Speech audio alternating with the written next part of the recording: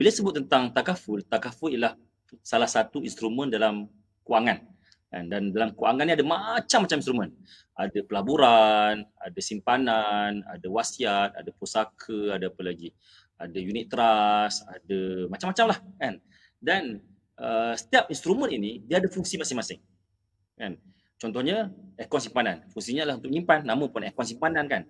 Dan juga tabung haji adalah untuk simpanan, dalam masa sama adalah untuk simpanan untuk menunaikan haji. Itu juga contoh macam instrumen lain, contoh seperti ASB, Amanah Sambung Bumi Putera, untuk pelaburan, simpanan juga pelaburan untuk Bumi Putera. Ataupun contohlah wasiat, fungsinya adalah untuk pengurusan pusaka. Itu juga tentang pelaburan, unit trust, saham dan sebagainya. Itu adalah untuk pelaburan, untuk menggandakan wang. Baik, bila sebut tentang takaful ni, fungsinya sudah tentu berbeza daripada instrumen-instrumen kewangan yang saya sebutkan tadi. Kan berbeza dengan simpanan, berbeza dengan pelaburan, berbeza dengan wasiat, berbeza dengan pusaka dan sebagainya. Iaitu fungsi pelaburan sebagaimana yang disebut oleh Ustaz moderator tadi, sediakan payung sebelum hujan, fungsi utama takaful tak lain tak bukan adalah untuk perlindungan keuangan. Itu dia. Fungsi utama adalah untuk perlindungan keuangan. Apakah itu perlindungan keuangan? Bila sebut tentang perlindungan keuangan, kita kena ingat dalam hidup kita, selain pada kita bekerja, dapat gaji, dapat income. Kemudian duit gaji kita gunakan untuk belanja. Kita gunakan untuk bayar duit rumah, duit api, duit sekolah, duit anak, makan minum, nafkah dan sebagainya. Kemudian dalam masa sama, kita juga buat simpanan, buat kumpulkan aset. Ada beli rumah, mungkin kita beli tanah, kita beli emas, kita beli unit trust, kita ada invest dekat saham. Dalam masa sama juga ada buat hutang.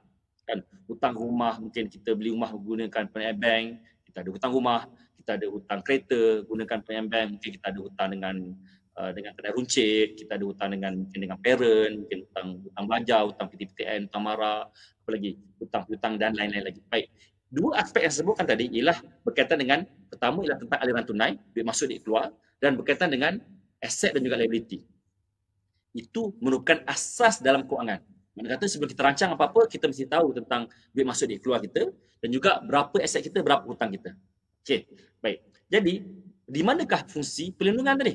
Baik, fungsi perlindungan untuk memastikan aliran tunai kita dan juga net worth kita, nilai aset besar kita tetap boleh kekal walaupun berlaku musibah besar. Musibah besar tu macam mana? Musibah besar tu saya sebutkan sebagai financial disaster ataupun malapetaka keuangan.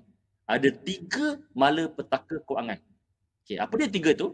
Pertama disebut sebagai kematian ataupun death. Bila berlaku kematian, apa akan jadi? Of course, bila berlaku kematian, kita akan hilang punca pendapatan. Betul. Contoh dalam sebuah keluarga, ada parent, ada mak, ada ayah, ada anak-anak. Bila kematian itu berlaku pada si ayah, sudah tentu akan menyebabkan hilang punca pendapatan utama satu keluarga itu. Baik, itu pertama, kematian. Kedua, kita panggil sebagai disease. Pertama tadi kematian ataupun death. Yang kedua ialah disease ataupun penyakit. Kena penyakit. Sama ada penyakit yang biasa-biasa ataupun penyakit kritikal. Kan? Kalau kena penyakit-penyakit biasa, contohnya kalau macam demam, seksema, kita masih lagi boleh bekerja. Tapi cuba bayangkan, kalau kita kena penyakit yang menyebabkan kita masuk ward, kan?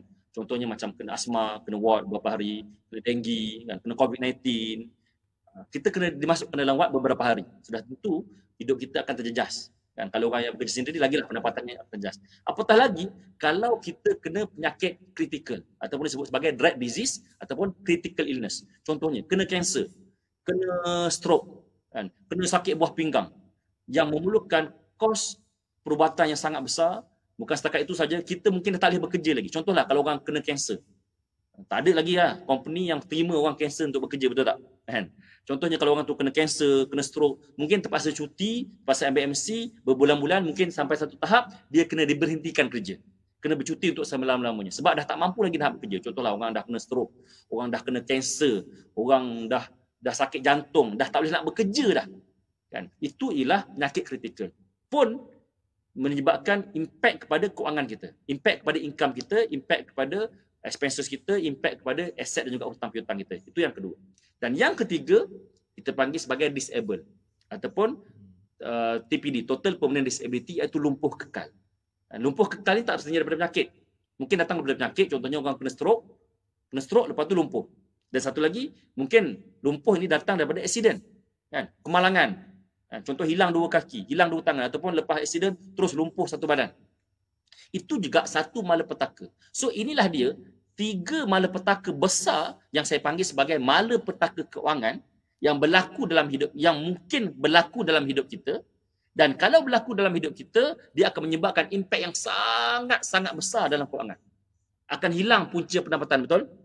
Bila dah hilang punca pendapatan, sama ada kematian, lumpuh ataupun sakit kritikal tadi, dah hilang punca pendapatan, maka siapa nak tanggung expenses tadi?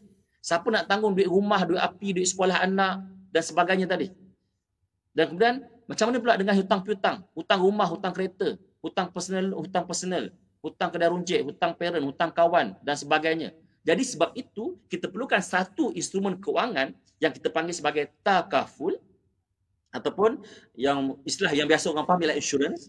Tapi insurance ialah merujuk pada insurance commissioner Malaysia ni kan, yang difatwakan sebagai haram. Cuma dalam konteks perbincangan kita hari ini, kadang-kadang mungkin saya akan sebut insurans ataupun takaful, dan sebenarnya kita rujuk pada takaful yang patuh syariah.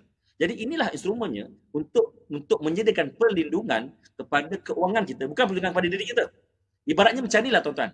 Contohlah kita naik motor, kan? Naik motor kita kena pakai helmet, betul tak? Kan? Kena pakai topi keledar. Tapi adakah dengan pakai topi keledar kita boleh mengelakkan diri kita daripada berlaku kemalangan? Tidak. Kan kalau kemalangan tetap berlaku juga.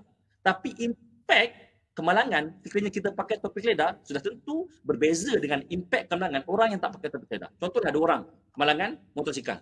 Seorang pakai topi keledar, seorang tak pakai topi keledar. Ada beza tak impak dia? Of course ada beza.